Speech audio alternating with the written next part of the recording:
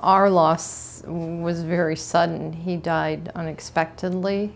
So I felt really rudderless, very lost. I was just numb, completely numb. We had 2 services. We buried him in upstate New York and yet have a service for him in Colorado without a casket. I don't remember a whole lot of anything. It's just gray and like a dream state.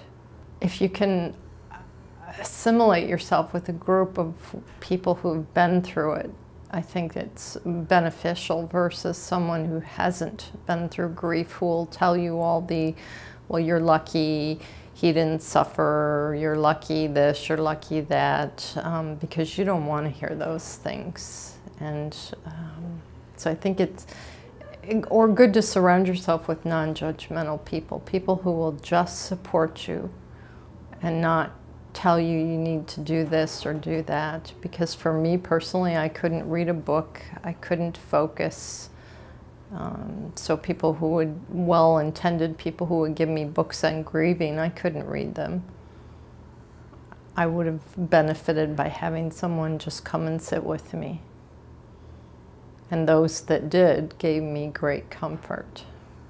I remember afterwards to pick up the newspaper in the driveway, I thought it was I was angry that I had to go out to the end of the driveway to pick it up because that wasn't my thing. He did it, Bud did it. And if someone would have just tossed the newspaper up by the front door, that would have been a wonderful gift.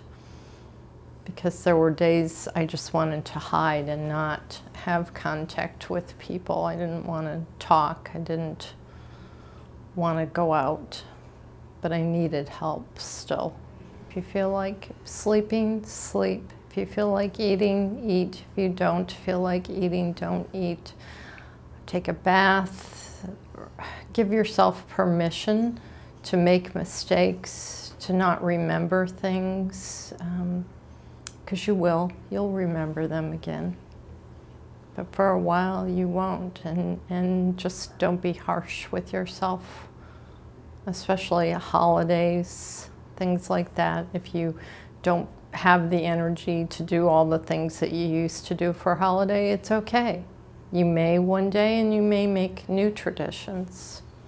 I remember I did silly things like I wouldn't let people were doing laundry and things, and I wouldn't let them wash his towel because it smelled like him, and I didn't want to wash his clothes because it smelled like him. And at some point, I remember I washed the towel, and it probably was, you know, I don't know, maybe within 3 months or something, and I just felt like, okay, I can do this today. That was the first small thing that I was able to do. And then from there, I went through his clothes. Oh, I think the first time I did it, I started to do it really carefully and neatly, and then I got angry and I threw everything, and then I cried about that. And so it's a very emotional experience just to go through that. I was happy to do it alone because I wouldn't have wanted someone there telling me do this or do that. So again, if someone were with you, I think it should be someone who doesn't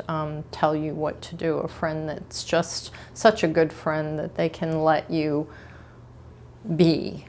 Oftentimes that resulted in me being sad sometimes that I got rid of a certain thing, but it was cathartic for me. I could fill my days with my child and being busy with him, but once he went to bed, then I was acutely aware that I was alone. If you're religious, then turn to your faith, your religion. If you're spiritual, turn into that. I turned away from all of that, and I am a very spiritual person, and I completely shut that down, and I really wish now that I would not have done that. I wish I would have turned more to that spiritual side, because I think it would have helped me heal easier. I was completely dedicated to raising my son. I had to be home, and I had to take that time. I couldn't think about dating or doing anything like that because I was overwhelmed with all the legal issues, which went on for years. You know, you had a vision of growing old with them. It took a long time for me. I would say a couple of years even to start to clear my head.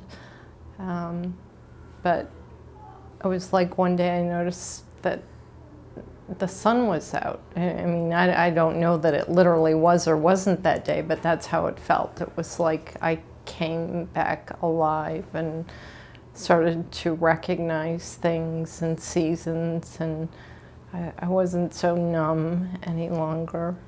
I would journal more. That's something that I feel when I did do it was incredibly beneficial, and I think that it has great healing potential. And I also think that as time goes on, if you journaled, you could look back in your journals and see the progress that you made. And that in itself is just a blessing too, to see how strong you've become and how far you've come along the path. Believe me, if I could do it, I mean, I had no house, no car, nothing. I mean, absolutely zero. And we survived, and I just stuck with it, just one day at a time. And I think that's really important, just 1 minute at a time at first, 1 second, 1 minute, 1 hour, 1 day. Even though it doesn't feel like you can come out of it, you will come out of it. And you have to love yourself and give yourself permission to be there.